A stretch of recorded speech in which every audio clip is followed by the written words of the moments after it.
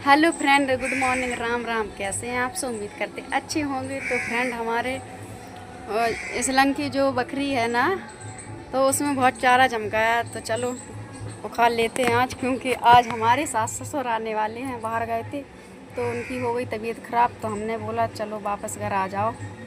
तो आज आने वाले हैं तो हम सफाई कर देते हैं, वरना बोलेंगे हम चले गए तो सफाई भी नहीं की कुछ। तो चलो चलते हैं। तो फ्रेंड देखो कितना चारा जम चुका है यहाँ पे, देख सकते हैं आप लोग। देखो ये तो चलो कुछ उखाड़ देते हैं जितना उखड़ेगा।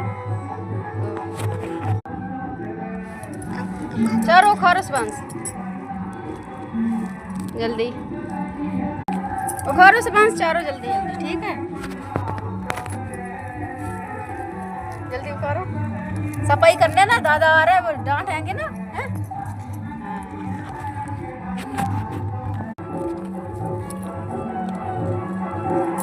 बहुत चारों जम गया।